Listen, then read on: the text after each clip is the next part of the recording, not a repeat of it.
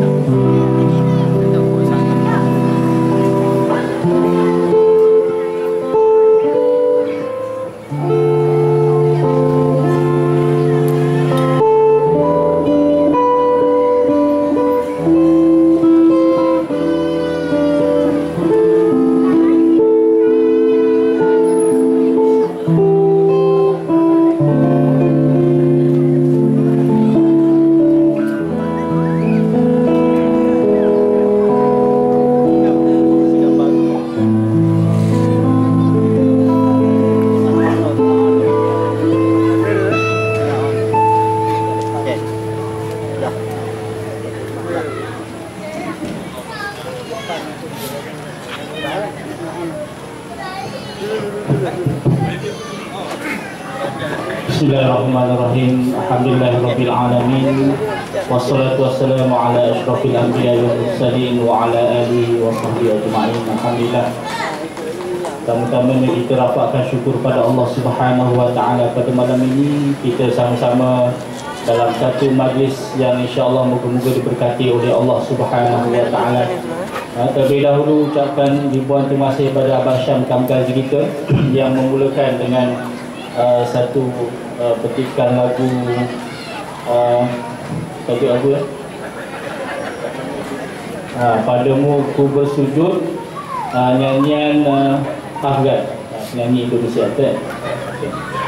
Jadi tuan-tuan mati Allah Subhanahu wa taala, pertama-tamanya pihak Lembaga Zakat Selangor mengucapkan ribuan terima kasih kepada Ahli Jawatankuasa Surau Aman Perdana yang sudi bersama-sama untuk menganjurkan satu program yang dinamakan zakat, program zakat di hati, ibadah di hayati, bersempena dengan kempen bulan Oktober, November hingga Disember ini, iaitulah kempen menggalakkan umat Islam memberikan kesedaran untuk mereka membayar dan menunaikan ibadah zakat. Maka dengan penganjuran program pada malam ini merupakan kemuncak kepada kempen zakat di hati, dengan kita mengadakan telah memilih Aman Perdana ini sebagai lokasi penutup kepada kempen ini. Jadi terlebih dahulu kepada para pengunjung yang hadir pada malam ini, hinggalah insya-Allah program ini akan berlangsung hingga pada esok hari. Pihak kami mengucapkan terima kasih dan moga-moga mendapat keberkatan daripada dan juga mendapat manfaat daripada apa yang tuan-tuan perolehi pada malam ini dan malam-malam yang akan datang insya-Allah. Jadi tuan-tuan mati Allah Subhanahu wa taala, pada malam ini kita akan bersama-sama dengan dua orang ahli panel yang cukup masyhur di negara kita. Untuk maklumat, tadi selepas maghrib kita telah bersama-sama mendengar majlis ilmu yang disampaikan oleh Dr. Iza Arif, dan pada malam ini kita sambung majlis ilmu kita bersama-sama pada malam ini. Ahli panel yang pertama di sebelah kanan saya yang berbahagia Dr. Zahazan bin Muhammad. Assalamualaikum Dr. Alhamdulillah. Saya pun dah lama 2 tahun kita dah jumpa ni. Alhamdulillah pada malam ini dapat bertemu. Dan pada bersama dengan saya di sebelah kiri saya ialah yang berbahagia Abang Syam Kamkazi, ataupun nama penuhnya aku lupa. Abang Syam Rin. Jadi kalau abang-abang dan kakak-kakak yang melalui era-era tahun 90-an begitu, tahun-tahun 90-an, jadi mungkin insya-Allah bila sebut Kamikaze ataupun Syam Kamikaze, nama ini tidak asing bagi diri kita. Dan alhamdulillah pada malam ini beliau bersama-sama kita dalam versi view ataupun versi yang berbeza daripada yang kita kenal dahulu. InsyaAllah kita akan kongsi bersama pada malam ini. Dan pada malam ini kita akan membicarakan satu topik ataupun satu tajuk yang berkaitan dengan jiwa, berkaitan dengan hati, berkaitan dengan kejiwaan. Bukan masalah psikiatri, tapi bila menyebut tentang hati dan jiwa ini dalam Al-Quran banyak menceritakan tentang keutamaan penyucian, kebersihan hati dan jiwa. Di antaranya Allah berfirman, A'udzubillahi minasyaitonirrajim, Bismillahirrahmanirrahim, Yauma la yanfa'u malun wala banun illa man atallaha biqalbin salim. Pada hari yang tiada gunanya harta dan anak bina, melainkan orang-orang yang dapat bertemu dengan Allah dengan hati yang sejahtera. Allah utamakan hati itu, hati yang tenang dan hati yang sejahtera. Dan hadis Nabi pun menyatakan di antaranya apa dia?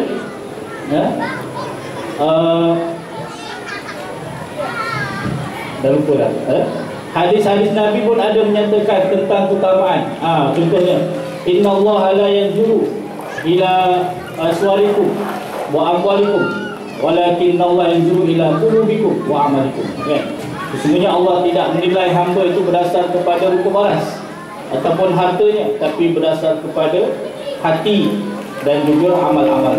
Jadi tak apalah tuan-tuan mata Allah, tajuk ini akan lebih dihuraikan oleh ahli panel yang terpilih pada malam ini. Dan untuk soalan yang pertama ditujukan pada yang berbahagia Dr. Zahazan Muhammad. Doktor, bila menyebut tentang jiwa yang tenang, hati yang bersih ini, yang memberikan suatu faktor ataupun kenapa Allah mengutamakan penyucian jiwa ini ataupun kebersihan hati ini dalam diri manusia.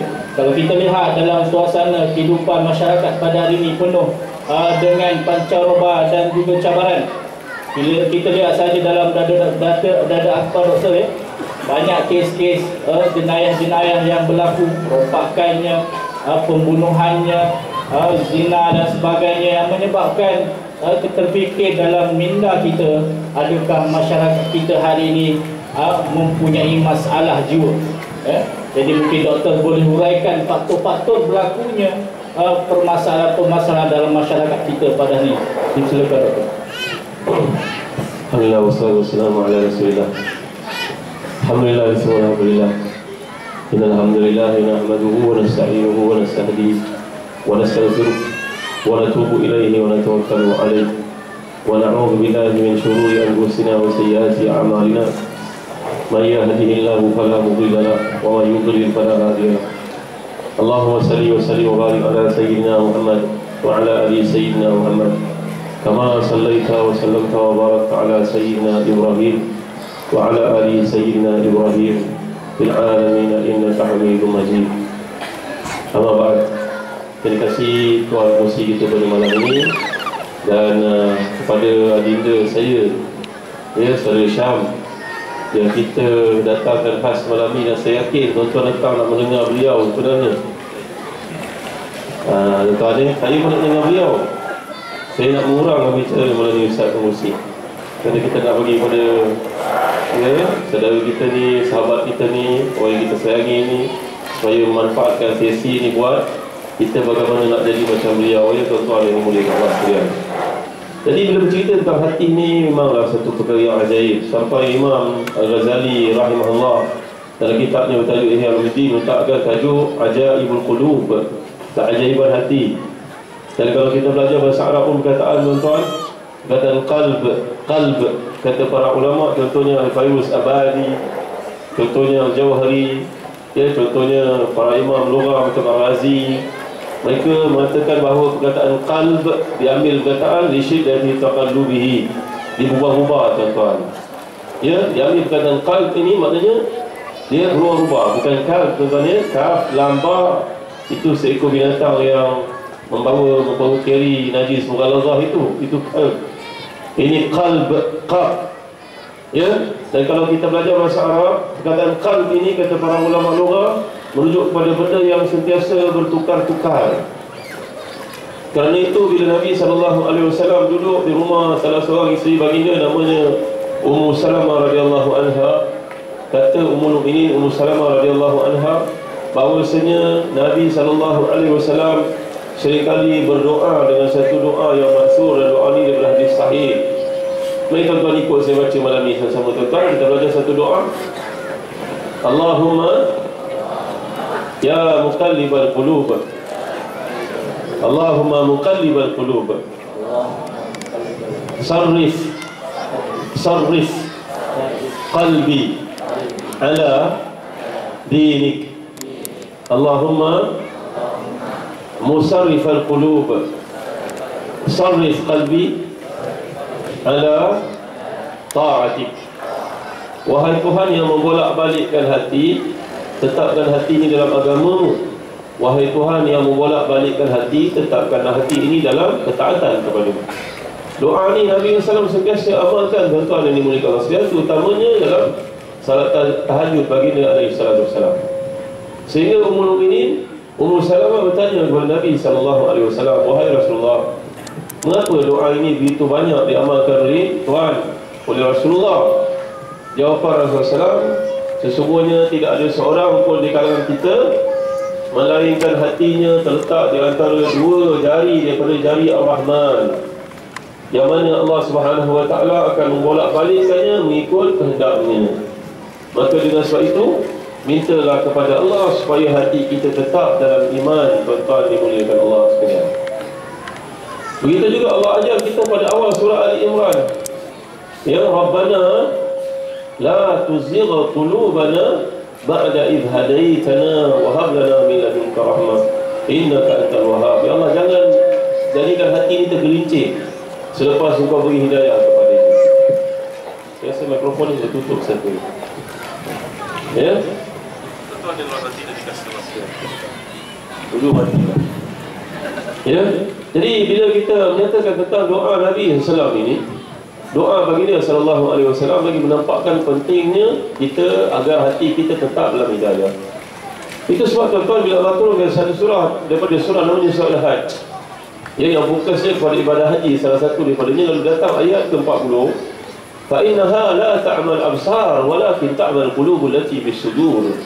Sesungguhnya orang yang pengurusi kita sifatkan tadi buat kelakuan kelakuan yang tak senonoh, yang tak masuk akal, tuan-tuan. Ya, adakah seorang boleh dikapaknya orang itu semata-mata untuk dapat handbag perempuan tersebut, walaupun dalam handbag itu hanya ada beberapa ringgit saja, tuan-tuan yang boleh Allah sekalian. Ya, seorang pula lelaki memadu kasih dengan maklunya yang sudah memiliki anak, kerana anak itu mengganggu hubungan mereka ini, diheret ni budak ini, dihempas di pintu sampai mati, kan tuan-tuan, tahu kan kisah ni kan? Dan juga seorang budak perempuan yang ditangkap, tahap apa dibuatnya, letak dikeronyokkan budak ni macam satu kain buruk dimasukkan dalam beg. La ilaha illallah Muhammadur Rasulullah. Orang ini tidak ada iman, tuan-tuan dimuliakan Allah sekalian. Hatinya sudah mati. Ya, hatinya sudah pun tidak boleh berfungsi lagi. Kerana Allah gambarkan ada manusia yang luarannya nampak elok, molek, cantik, tapi hatinya sudah buta. Ya, itu sebab tuan-tuan yang dimuliakan Allah sekalian, kalau tuan-tuan pergi ke negara Arab seperti Jordan, saya belajar satu masa dahulu, dan saya yakin ustaz kita berada di Mesir satu masa sebelum ni. Ulama-ulama kami di sana, tuan-tuan, lama yang buta, tuan-tuan. Dia masuk kelas, dipapah orang. Tetapi bila dibaca ayat Quran, dibaca hadis, Masya Allah, tak ada satu baris pun yang salah, tuan-tuan. Ini menampakkan bahawa hatinya nampak yang mata luarnya sudah buta, tapi hatinya nampak benda yang kita semua tak nampak, tuan-tuan dimuliakan Allah sekalian. Tengok tak dalam satu video oleh Mishari Al-Rashid Al-Farsi yang menunjukkan bagaimana dia menuga seorang budak lelaki Mesir yang buta. Lalu budak ini berkata, saya sepanjang hidup saya tak pernah meminta kepada Allah untuk dapat lihat balik semula, kerana saya bimbang kalau mata yang ada itu menyebabkan saya melakukan perkara yang mungkar dan maksiat kepada Allah. Bila Allah tutup mata saya di atas ini, mata hati saya berfungsi, saya dapat ingat ayat-ayat Allah tanpa lupa walaupun sepatah. Tuan-tuan yang dirahmati dan dikasihi Allah sekalian. Jadi inilah satu mukadimah yang penting untuk kita faham, lantaran tidak mustahil, tidak pelik kalau kita dapati perkataan qalb, perkataan fuad, perkataan nafs, antara perkataan yang paling kerap digunakan oleh Allah dalam Al-Quran Al-Karim. Satu ayat dari surah Al-Baqarah, "Tsumma qasat qulubuhum min ba'di dzalik, fahiya kal hijarati aw ashaddu qaswa, wa inna minal hijarati lama yatafajjaru minhu al-anhar, wa inna minha lama yashaqqaqu fa yakhruju minhu al-ma', wa inna minha lama yahbitu min khasyatillah, wallahu bighafilin amma ya'malun." Kan ayat ini, ada hati manusia dia lebih keras dari batu. Batu ini engkau lihat dia jatuh kerana takutkan Allah. Ada pula yang terbelah dan keluar daripadanya air. Tetapi hati kamu yang degil dan ingkar yang sudah mati ini lebih keras daripada batu tersebut. Itu sebab tuan-tuan, Huzaifah bin Al-Yaman meriwayatkan satu hadis yang ada dalam Bukhari dan juga Muslim, bahawa hati manusia ini ada beberapa jenis. Hati para nabi, hati yang celik. Hati orang beriman, dia hati macam kaca, macam cermin, boleh menerbalikkan imej yang betul pada seseorang. Kadang-kadang dia tersilap, kadang-kadang dia kembali semula ke pangkal jalan. Ada hati yang terlangkup. Apa terlangkup ni Ustaz? Terbalik. Ini hati orang munafiqun, ya, hati orang kafir. Dan hati orang munafik pula merupakan hati yang sudah buta, tuan-tuan yang dimuliakan Allah sekalian. Jadi digambarkan dalam hadis yang panjang ini oleh Nabi SAW rupa-rupanya ada 4 jenis hati. Ya, hati para Nabi, hati orang beriman. Kadang-kadang dia melakukan dosa, lepas tu dia bertaubat, dia sedar, kemudian dia buat dosa balik, dia bertaubat lagi. Itu orang beriman, dia lekas kembali ke jalan. Yang ketiga, hati golongan kafir, yang sudah terlangkau, tertutup, terbalik. Dan hati golongan munafiqun, hati yang sudah buta. Jadi tuan-tuan yang dimuliakan sekalian, bicara tentang hati ini, itu sebab ya Nabi mengajar kita satu doa lah tuan-tuan. Di samping doa yang saya ajarkan tadi, satu doa pendek lagi, Allahumma ati nafsi taqwaha wa zakkiha anta khairu man zakkaha anta waliyuha wa mawlaha birahmatika ya arhamar rahimin. Ya Allah, Engkau lah yang memperelokkan hati, maka perelokkan hati ini supaya dia sentiasa ingat padamu, tunduk padamu, takwa kepadamu, dan melihara dirinya daripada melakukan maksiat. Allahu a'lam. Alhamdulillah. Jadi itulah dari terangan diberikan oleh Al-Fadhil Dr. Zazan. Sejuk hati bila kita dengarnya. Cerita dalam hati Allah SWT betapa pentingnya pembentukan hati itu untuk kita jadi seorang insan yang berguna. Sebab itu hati ini dia seumpama raja dalam jasad manusia. Dia ada dalam diri kita ni ada seketul daging, seketul darah, yang kalau baik, baiklah seluruh jasad kita. Kalau buruk, buruklah, iaitulah hati. Sebab itu tuan-tuan mati Allah Subhanahu Wa Taala, nanti kita boleh kongsikan bersama tips lagi dengan doktor kita, bagaimanakah untuk hati kita ni sentiasa sihat, sentiasa cergas untuk beribadah pada Allah Subhanahu Wa Taala. Tapi sebelum itu, kita pergi ke ahli panel kita yang kedua, yang berbahagia Abang Syam, kami kazi kita. Jadi Abang Syam ni, kalau back to the future, kalau relate pada sejarah silamnya, dan kita lihat pada hari ini suatu penghijrahan ataupun suatu perubahan yang orang kata begitu besar yang dilakukan oleh Abang Syam, dan tentunya pada malam ini hadirin semua nak berkongsi bersama tentang apakah ataupun berkongsi pengalaman yang dilalui oleh Abang Syam Kamikaze dalam usaha untuk melakukan perubahan yang lebih baik dalam peristiwa hijrah sendiri pun. Bagaimana Nabi berusaha gigih untuk berhijrah ke Madinah, maka samalah juga bagaimana Abang Syam kita ni berusaha gigih untuk membawa dirinya ke arah yang lebih baik pada hari ini. Mungkin pada malam ni kita berkongsi bersama dan juga semangat yang ada itu. Sebab kadang-kadang ni bila seorang ni dia dah berubah, dia satu lagi cabaran yang kita kena hadapi ialah nak maintain dia, ataupun nak istiqamah. Orang Arab kata istiqamah, kalau orang putih kata nak maintain. Melakukan kebaikan itu bukan satu perkara yang mudah. Mungkin Abang Syam pada malam ini boleh berkongsi bersama-sama pada malam ini perubahan-perubahan yang telah berlaku, bagaimana bermulanya dan bagaimanakah usaha-usaha istiqamah itu dilakukan. Bismillahirrahmanirrahim. Assalamualaikum warahmatullahi wabarakatuh. Innal hamdalillah nahmaduhu wa nasta'inuhu wa nastaghfiruh wa na'udzu billahi min shururi anfusina wa min sayyiati a'malina. May yahdihillahu fala mudilla lahu wa may yudlil fala hadiya lahu. Asyhadu an la ilaha illallah wahdahu la syarika lahu wa asyhadu anna Muhammadan abduhu wa rasuluhu, amma ba'd.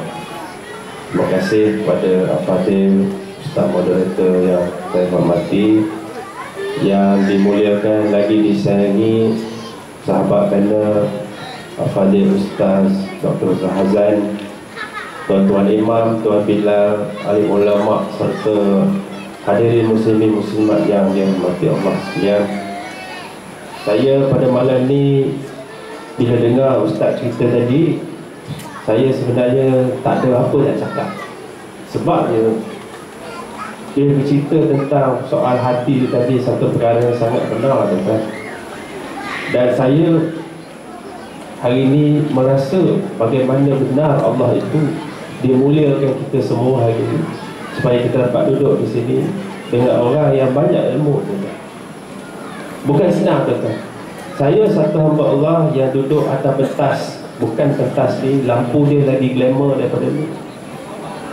Bukan lampu ni glamour, ni yang tu 10 kali glamour.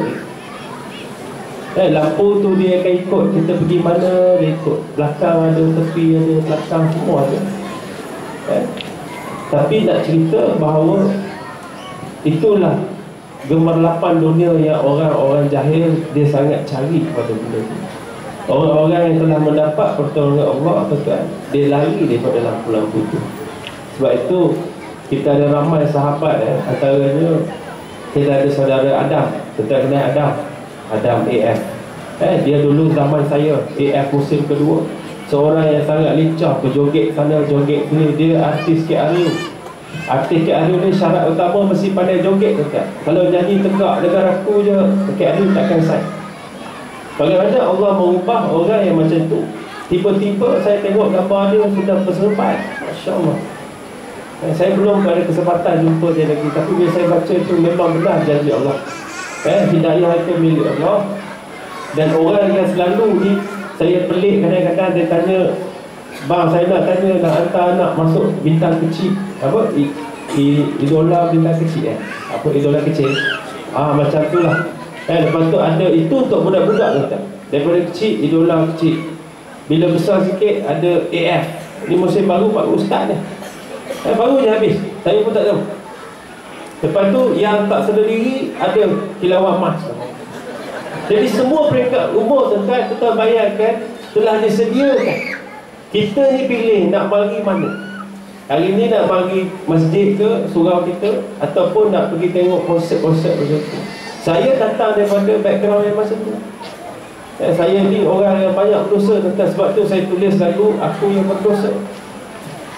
Lagu tu saya tulis, artis kita, kawan kita tu, nama dia Syahir. Dia pun dah bertaubat. Saya tulis lagu tu dalam keadaan dia itu jumpa saya. Saya dah berhijrah dulu, dia belum lagi. Syahir ni orang baik kita. Dia cakap, bang, tuliskan saya satu lagu, Aku Yang Berdosa. Saya kata, aku pun lagi banyak dosa daripada hang. Sama-sama lah kita ni berdosa, mari kita buat lagu, insyaAllah. Tentu apa jadi kepada Syahir? Sebab dia nak kepada kebaikan. Lepas daripada lagu itu, belum keluar radio lagi, dia rakam je. Dia pun masuk sekolah pondok di Kampar Perak. Sebab tu orang tengok dia mana hilang, dia ada di Kampar. Baru-baru ni jumpa saya, dia kata ustaz dia khabar kat dia suruh nyanyi semula supaya menarik orang muda balik kepada Allah Subhanahu Wa Taala. Apa yang saya nak kongsi tu, tuan? Saya bila depan ustaz ni, saya memang tak boleh nak cakap banyak sangat, walaupun ustaz suruh cakap banyak. Saya datang daripada satu tempat, satu suasana yang memang tidak diendahkan syiar Islam dan syariat Islam. Ada satu keadaan di mana kami main konsert. Saya tak nak sebut konsert apa, tapi live di TV. Ramai orang tengok menunggu konsert ni. Ada seorang pemain violin Muslim, seorang abang. Dia nak solat asar. Daripada azan sampai 6.30 kita tak berhenti muzik rehearsal. Abang tu dah risau gelisah sebab tak dapat solat asar. Kita bayang, kita ini lain ni Muslim, tak rasa apa-apa, rasa perut lapar je, tak. Bila nak habis ni perut lapar, yang abang ni duduk situ ketakutan kerana tak dapat solat. Saya ingat keadaan ini dan saya cuba relate pada malam ini, insya-Allah, bagaimana peristiwa-peristiwa ini semuanya hidayah untuk saya dan ramai yang lain. Tetapi semuanya tidak ingin mengambil peluang. Sehinggalah satu hari saya jalan-jalan cari masjid. Jalan-jalan cari masjid, Allah mengatur supaya saya jumpa dengan seorang yang hebat, iaitu ini imam satu Masjidil Haram. Nama dia Syekh Dr. Abdul Rahman As-Sudais. Saya jumpa dan dapat bersalaman dengan dia dalam keadaan yang saya pun tak pernah fikir. Masa tu dia pun lagi tetap baru solat. Sebelum ni solat juga, ustaz, solat jamak kata. Jamak takyah dengan jamak takdan. Itu dulu. Jadi pada hari yang cari masjid tadi, baru hari kedua saya ni solat dengan penuh 5 waktu. Baru berazam. Tiba-tiba Allah jumpakan dengan Imam Sudai sini datang kepada fikiran saya untuk berfikir. Ini hidayah yang dah besar dah datang. Lalu besoknya hari Jumaat, saya pergi ke Pustaka Mukmin. Tuan tahu kedai itu di mana? Depan Sogo tu kan. Pustaka Mukmin, saya pergi kedai ni, saya jumpa toki kedai. Assalamualaikum tuan, saya nak beli buku taubat. Toki kedai tengok saya pun terperanjat. Nanti kejap tu, dia pun masuk, pergi belakang stok, ambil 2 kotak buku taubat. Saya ingat buku tu taubat, bukan kan? Ada terjemahan Quran, tafsir Quran. Dan antara kitab awal yang saya baca ialah Ziarah ke Alam Barzakh, yang saya kira betul-betul menjadi titik tolak. Kerana apa saya tinggalkan semua. Sebab belum lagi alam akhirat, alam barzakh pun kita dah tak sanggup. Jadi lepas tu saya nak istiqamah ini, saya jumpa Ustaz. Macam mana? Nak bangun subuh dulu. Ini jihad yang besar tuan-tuan. Sebab jebol dulu tidur pukul 5 pagi, pukul 2 petang baru bangun. Siapa nak marah? Tak ada orang marah tuan-tuan. Duduk seorang-seorang buat lagu, buat kerja muzik. Oh, baru pukul 3 relax dulu, buat kerja lagi pukul 5. Padahal boleh tunggu sikit lagi subuh. Kadang-kadang terlajak tidur pun sampai pukul 7, baru nak tidur pun tak solat subuh. Bangun pukul 3. Kalau baik sikit baru pukul 2. Kita bayang keadaan tu, tiba-tiba dah tukar nak bangun subuh. Oh, Masya Allah tuan-tuan, hebat jihad itu. Saya cuba minggu pertama tu tuan-tuan, jangan tidur. Tidur selepas subuh. Bangun, tahan mata supaya dapat jemaah di masjid. Sehingga ditegur oleh imam masjid tu kenal saya. Dia kata, Assalamualaikum bang, baru pindah sini ke? Dah 3 tahun dah start duduk sini, baru lah datang masjid. Allah, terbayar. Saya tak tidur, saya telefon mak saya. Mak saya dia pelik, pasal saya selalu dia tahu kalau saya tidur pukul 5. Mak saya dia tanya soalan hari-hari sama, dah solat ke belum? Belum. Dia tak tanya hari ni semalam solat tak? Dia tak tanya. Dia tanya yang sekarang. Hari ni waktu zuhur, sekarang waktu zuhur. Dah solat zuhur? Belum lagi. Nanti dia telefon waktu maghrib, katakan lepas maghrib. Dah solat maghrib? Belum lagi. Jadi jawapan dia selalu belum. Sehinggalah saya pula telefon mak saya lepas subuh. Steady tuan-tuan. Konon-kononnya nak tunjuk kita ni dah bangun subuh tuan-tuan. Assalamualaikum. Ibu dah solat subuh. Kita tanya mak kita, kau ni kenapa mak? Kita kata, ibu 4.30 hari-hari dah bangun. Tapi dia tak tahu saya tu solat ke tidak lagi. Saya tak cerita. Seminggu istiqamah saya, call mak saya lepas solat subuh kat masjid. Sehinggalah saya balik. Peristiwa Masjidil Haram tadi, Imam Masjidil Haram itu, saya tanya mak saya kenapa pada saat itu. Mak saya ni, dia jawapan yang termendata. Kalau ibu-ibu di sini, saya yakin setiap masa doakan kebaikan untuk anak-anak, betul tak? Kalaulah anak kita tu jebol, kalau dia bagi tahu kita, Assalamualaikum mak, saya jumpa Imam Mukah tadi, macam mana perasaan ibu-ibu? Mesti rasa bersyukur dia jumpa orang yang beriman dan baik. Mak saya tuan pada saat saya call, suara mendata je, bagilah, Alhamdulillah. Jadi mak saya cakap gitu, saya pun tak apalah, nanti call lain. Tak apa. Sampai seminggu saya balik, saya jumpa mak saya. Saya tanya, ibu sekarang saya nak tanya soalan. Kenapa masa tu saya call ibu punya suara mendatang? Baru dia bagi tahu. Ibu bukan tak bersyukur, bahkan sangat bersyukur, sangat gembira. Betul kena faham, ini mak saya yang melihat kejebonan saya selama berpuluh-puluh tahun. Ibu yang melahirkan, membesarkan saya, tengok saya rambut panjang sampai pinggang dulu zaman rock dulu. Pakai seluar koyak-koyak, pakai seluar pendek atas lutut, pakai anting kat telinga. Kalau tak ada bracelet kat lengan ni, tetap kat pergelangan tangan ni tak rock, kena pakai. Rantai kena pakai. Mak kita tengok hari-hari menangis air mata dia tetap, sampai tak larat nak tegur. Saya tanya dia pada saat itu, jawapan dia tuan-tuan, Masya Allah, dia kata, ibu yakin pada saat itu Allah dah makbul doa ibu. Ibu tunggu selama 35 tahun. Kita bayangkan, mak kita doakan kita hari kita duk merempit, main motor dan sebagainya, kita tak fikir mak kita sentiasa ingat. Walau sejahat mana, sedekah mana pun. Jadi itulah antara kunci saya rasa ramai kepada kejayaan orang yang kembali kepada fitrah dekat dan doa ibunya yang sentiasa mengharapkan kebaikan untuk anak. Pasal pendekat inilah aset juga bagi ibu bapa yang nanti bila kita meninggal dunia kelak, anak-anak inilah yang dapat memberikan kita kebaikan dengan doa yang mereka kirimkan. Jadi saya rasa setakat itu dulu kita nak dengar lagi input-input yang menarik dan bermanfaat insya-Allah kepada Ustaz. Wallahualam.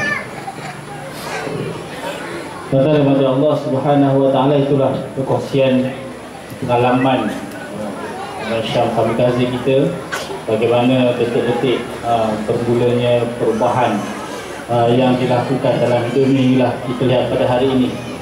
Dan tentunya tuan-tuan kepada Allah Subhanahu Wa Taala, suatu nikmat yang semua orang kita nak cari. Pagi, petang, siang, malam, kita keluar rumah balik petang, ialah itu kita nak mencari kebahagiaan dan ketenangan. Dan pelbagai cara kita nak cari tenang ni, pelbagai cara kita buat. Ada orang dia bela kucing, tujuannya nak rasa tenang. Bela ikan bela ikan, bela burung, bela burung, balik-balik kerja dia petik-petik jari tu bagi burung tu, bila bunyi rasa tenang. Tapi tak jumpa ketenangan yang hakiki. Ketenangan itu ketenangan yang sementara, tak jumpa yang hakiki. Jadi pada malam ini kita nak bertanyalah pada yang berbagai doktor tentang bagaimanakah Islam mengajar kepada kita bagaimana untuk kita nak merasa tenang dalam hidup. Dan mungkin doktor boleh kongsi sekali dengan cabaran-cabaran. Macam tadi Abang Syam kita dia mendapat suatu nikmat perubahan yang begitu indah. Tinggal lagi bagaimana nak maintain, dan cabaran-cabaran yang bakal kita akan hadapi dalam usaha kita nak kekal kedudukan kita ni dalam sentiasa berusaha untuk kekal melakukan kebaikan dan tidak melakukan kemaksiatan. Mungkin doktor boleh kongsikan bersama bagaimanakah Islam memberikan tunjuk ajar tentang ketenangan yang sepatutnya, dan apakah cabaran-cabaran yang kita kena hadapi untuk kekal istiqamah dalam Islam. Silakan. Alhamdulillah. Ustaz Fauzi dan Dinda Syam pada malam ini. Kepada muslim-muslimat, tuan-tuan dan puan yang dimuliakan Allah sekalian, tiba tuan dengan cerita dari seorang sahabat kita, saudara kita, adik kita sendiri tuan-tuan. Bahkan lagu yang Syam gambarkan tadi sebenarnya dah lama Kanda masukkan dalam Facebook Kanda, Dinta. Kerana bila masukkan ramai orang protes, Ustaz, apa nak masukkan lagu dalam Facebook Ustaz ni? Tapi tuan-tuan, saya tengok pada konten dia tuan-tuan. Kerana saya rasa kerana itu bila kita baca dalam hadis yang sahih tuan-tuan yang dimuliakan Allah sekalian, Nabi yang sedang membawakan kisah orang sebelum kita. Orang sebelum kita tuan-tuan Bani Israel, ada 2 orang. Hadis ini hadis sahih, muttafaqun alaih. Seorang daripadanya ahli taat, yang kedua ahli maksiat. Yang ahli taat ini setiap kali dia pulang daripada biara, pada masa itu biara macam masjid tuan-tuan, Sauma'ah pulang menuju ke rumah, dia akan tegur kawan baiknya yang bergelumang dalam maksiat itu. Hai saudara, berhentilah saudara, bila saudara nak jadi baik? Saudara dah tua, umur dah masuk 40 tahun saudara. Kalau kau mati, kau masuk neraka tau. Hari itu dia cakap begitu tuan-tuan.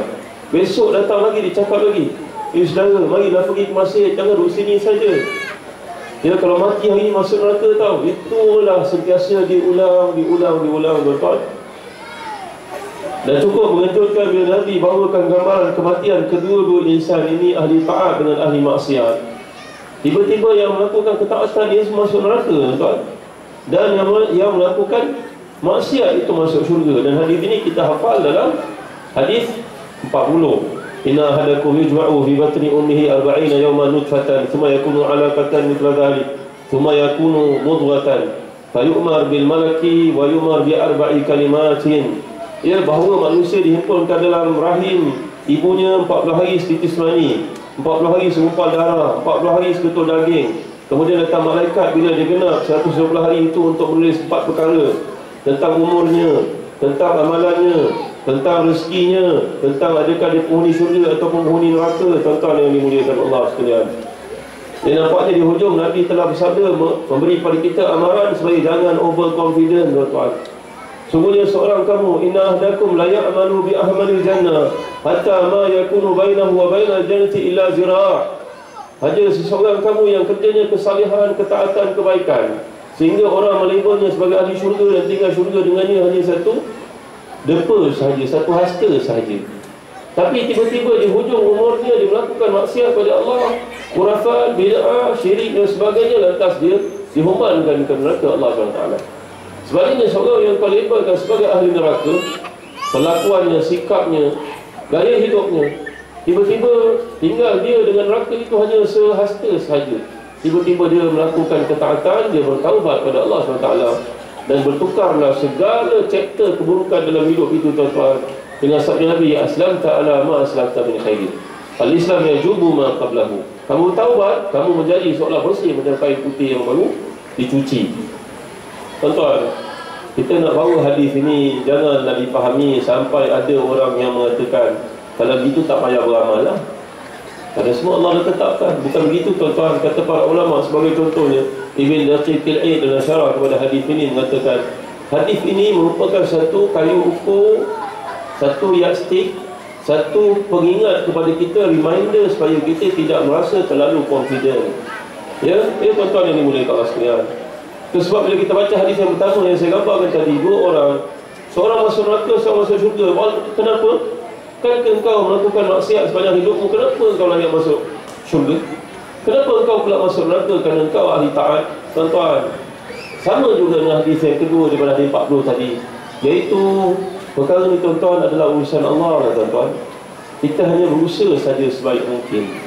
Ya, kerana syurga dan neraka bukan milik kita. Justru kita mesti memahami rahmat Allah SWT itu yang meletakkan seseorang di mana sebenarnya.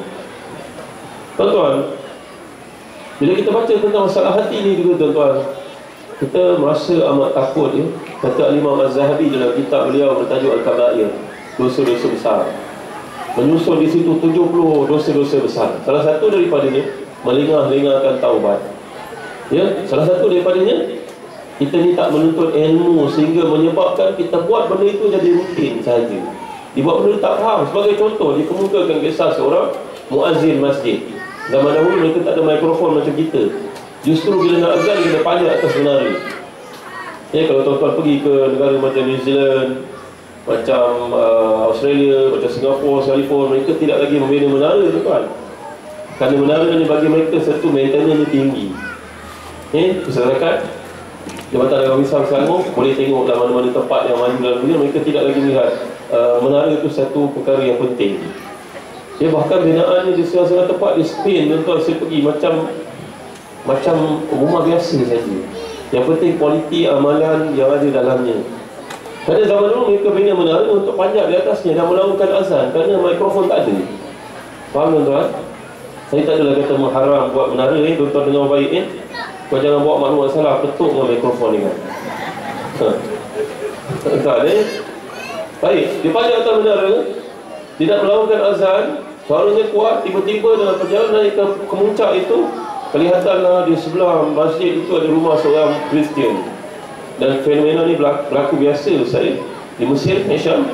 Di Mesir, orang Islam 95%, Kristian 5%. Tapi masjid, di mana ada masjid, di situ ada gereja. Ya, golongan Koptik Kipti ni, dia punya dana yang besar. Dia bina gereja ni sama besar dengan masjid. Bahkan ada macam besar macam Masjid Azhar pun ada di Semenanjung Sinai kalau kita pergi. Ya, Koptik Kristian ini. Maka dia pun naik, dia lihat seorang gadis dalam rumah di sebelah yang tidak berpakaian sempurna, orang dalam rumah, terbuka auratnya. Tak jadi dia nak azan, tuan-tuan. Dia turun ke bawah balik. Tak berkumandanglah azan pada waktu itu. Sedangkan dia Bilal ketuk pintu rumah perempuan yang terdedah auratnya yang dilihat daripada atas menara tadi. Perempuan itu buka pintu dan terkejut. Hai fulan, kau ni tukang bang masjid, kenapa kau datang rumah aku? Ayah ibu aku tidak ada. Jawapannya, wahai perempuan, aku minat padamu. Jawapan Kristian ni tidak mungkin kita bertahu. Aku Kristian, kau Muslim. Walaupun Islam membenarkan engkau untuk berkahwin dengan aku tidak akan reda. Kalau engkau nak berkahwin dengan aku, kau masih masuk Kristian. Tak apa, nanti aku jumpa ibu ayahmu. Pendekkan cerita, dia jumpa dengan ayah ibu perempuan ni, tuan-tuan. Dan akhirnya dalam riwayat tersebut oleh Imam Az-Zahabi dalam bab menceritakan bab ini tadi, seorang yang tidak ada ilmu, ya, dengan mudah dipengaruhi oleh perempuan yang cantik, lalu dia telah murtad, sanggup dia masuk Kristian, tuan-tuan, kerana nak berkahwin dengan perempuan yang jelita ini. Pada hari yang sepatutnya dia bersama dengan isterinya naiklah ke tangga atas. Maka di rumah ni bertingkat, naik ke atas. Dan Allah SWT menghina dia dengan kematian, iaitu tangga turun empat dia dan dia jatuh mati. Matilah sebagai seorang Kristian, tuan-tuan dimuliakan Allah SWT. Jadi ini satu cerita yang dibawa tentang dosa-dosa besar, menangguh taubat, tidak menuntut ilmu dan sebagainya. Ya, jadi bila kita cerita, tuan-tuan, tentang masalah berkaitan dengan istiqamah, sebagai contoh tadi untuk fungsi tadi kan, ya, istiqamah ni, tuan-tuan, kalau kita lihat dalam susunan yang dikemukakan oleh Imam Nawawi dalam kitab Riyadhus Salihin, satu kitab yang terbaik dah, tuan-tuan. Ya, orang yang tahu saya sifatkan ketika kami belajar hadis di Jordan dulu, orang yang ada Riyadhus Salihin dalam rumahnya, seumpama dia menjemput Rasulullah sallallahu alaihi wasallam untuk menerangkan kehidupan yang diridai oleh Allah Subhanahu wa taala. Ya, kerana orang saleh ni levelnya level yang sangat tinggi. Wa may yuti'illah wa rasul wa ulaika ma alladhina an'ama Allahu 'alaihim minan nabiyyin was-siddiqin wasyuhada'i was-salihin wa hasuna ulaika rafiqa. Ya, kata Imam Sawi dan tafsirnya, kedudukan manusia itu nombor satu Nabi, lepas Nabi Siddiqin macam Abu Bakar, ketuanya di kalangan umat Nabi Muhammad. Lepas itu datang syuhada, orang yang mati syahid. Saudara kita yang mati kat Syria, yang mati dekat Mesir mempertahankan Islam, mati dekat Iraq, mati dekat Kashmir, mati dekat Burma, mereka merupakan syuhada, tuan-tuan. Darjat mereka di bawah golongan Abu Bakar dipanggil Siddiq. Dan yang terakhir sekali dalam turutan kedudukan orang paling tinggi itu orang saleh, salihin. Kata Imam Nawawi, kalau kau nak jadi orang saleh, masuk empat yang pertama dipanggil oleh Allah, yang di kalangan 70,000 yang masuk syurga tanpa hisab, ini di kalangan mereka, engkau mesti mengikuti laluan dia ditunjuk oleh mereka ini, iaitu Rasulullah sebagai ketuanya sallallahu alaihi wasallam. Lalu disusun bab. Nombor satu dimulakan dengan ikhlas, kan? Kemudian pergi taubat, kemudian pergi kepada apa lagi, tuan? Taqwa. Kemudian pergi lagi kepada muraqabatullah. Kemudian pergi pada istiqamah, tuan-tuan. Ini ingredient yang sangat penting. Bila cerita bab istiqamah ni, Rasulullah SAW turun ayat daripada surah Fussilat. Innal ladzina qalu rabbunallahu tsumma istaqamu fala khaufun 'alaihim wa lahum yahzanun. Ya, turun ayat berkaitan dengan istiqamah sebagai contoh. Uban di kepala Nabi ni bertambah, tuan-tuan. Uban di kepala Nabi tak banyak sebenarnya, tapi uban itu bertambah dengan sebab turun perintah untuk istiqamah. Kerana istiqamah ni satu benda yang sangat berat, tuan-tuan dimuliakan Allah sekalian, iaitu dipanggil oleh para ulama sebagai luzum turuqil khair. Kita ni beriltizam dengan perkara-perkara yang baik. Susah, tuan-tuan. Ya, itu sebab kalau kita kaitkan dengan bab taubat yang Linda Syam gambarkan tadi, tuan-tuan, dibawakan kisah tentang seorang yang telah membunuh 99 nyawa dalam hadis sahih, kan? Dibunuh 99 orang. Lepas tu dia jumpa dengan seorang ustaz. Sebaik Syam jumpa dengan ustaz-ustaz yang baik-baik, ya? Kalau jumpa dengan ustaz tak tahu dia, problem, tuan-tuan. Dia bunuh 99 orang, dia jumpa dengan seorang ustaz. Dalam hadis menceritakan macam tu lah. Assalamualaikum ustaz, agaknya gitulah rasanya. Waalaikumsalam warahmatullahi.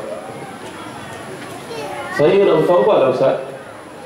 Saya telah melakukan dosa yang sangat besar.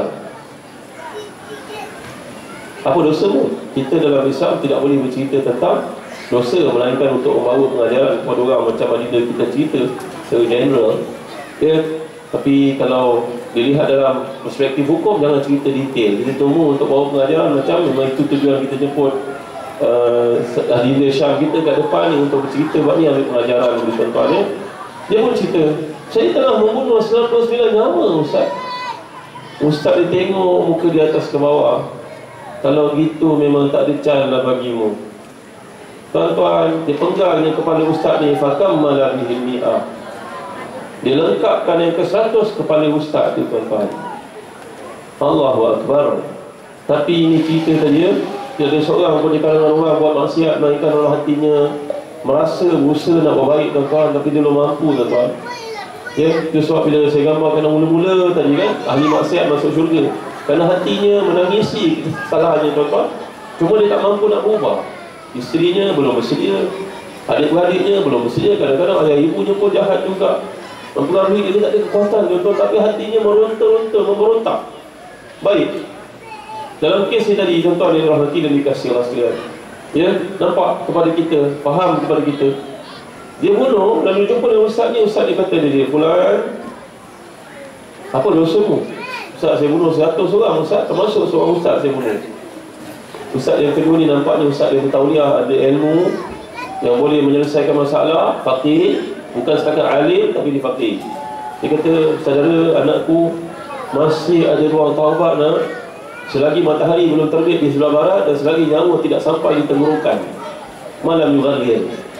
Selagi matahari tidak terbit di barat, selagi nyawa tidak sampai di kerongkong, maka masih ada ruang taubat. Bagaimana ustaz? Di mana kau duduk nak? Saya duduk kat tempat sekian-sekian. Oh, kat situ. Menunjukkan ustaz-ustaz ni kena tahu juga dunia luar. Jangan duduk dalam dunia dia saja. Dia tahu dunia tu tak duduk.